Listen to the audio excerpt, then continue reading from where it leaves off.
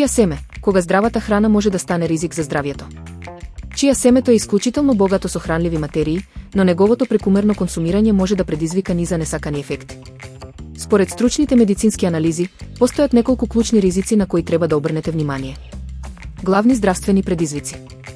Дигестивни проблеми. Само 2 лажици чија семе содржат до 40% од препорачаниот дневен внес на влакна.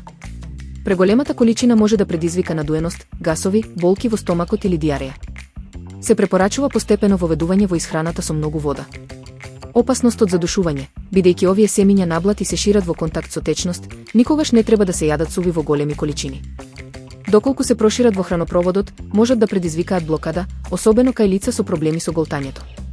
Попречена апсорбција на минерали. Фитинската киселина во семето може да го оневозможи телото правилно да ги прими калциумот, цинкот и железото. Оптоварување на бубрезите, чија семето е богато со фосфор и калиум.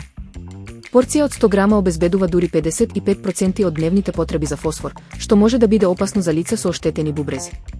Исто така, поради високата содржина на оксалати, постои ризик од појава на камења во бубрезите. Интеракции со лекови, поради влијанието врз апсорбцијата, чија семето може негативно да комуницира со лекови за дијабетес и висок крвен притисок. Алергиски реакции. Иако се ретки, алергиите се можни, особено кај лица алергични на сусам или лешници, бидејќи содржат слични протеини. Како да консумирате безбедно? За да ги избегнете ризиците, најдобро е семето претходно да го натопите во вода или јогурт. Калциумот од јогуртот помага во врзување на оксалатите уште во желудникот, со што се штитат бубрезите.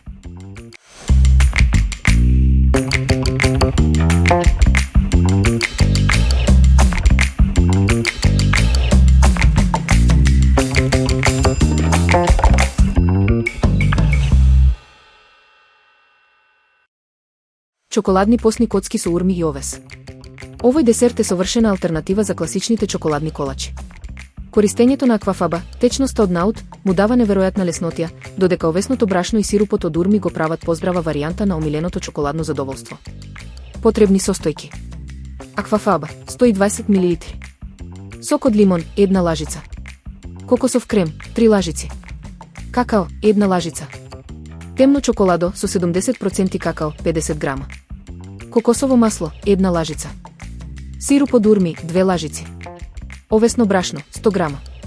Прашок за пecivo, 1 лажиче. Чоко капки, 50 грама. Начин на подготовка. Матење на основата. Во длабок сад ставете аквафабата и сокот од лимон.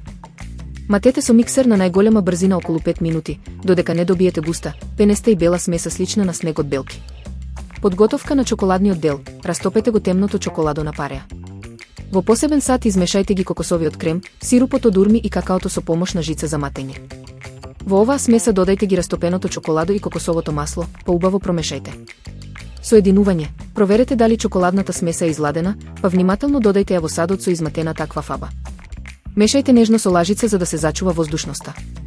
На крајот, додајте ги овесното брашно и прашокот за пecivo и полека соединете се. Печење. Истурете ја смесата во калап за печење, со димензии 20 на 20 см, претходно обложен со хартија. Одозгора рамномерно посипете ги чоко капките.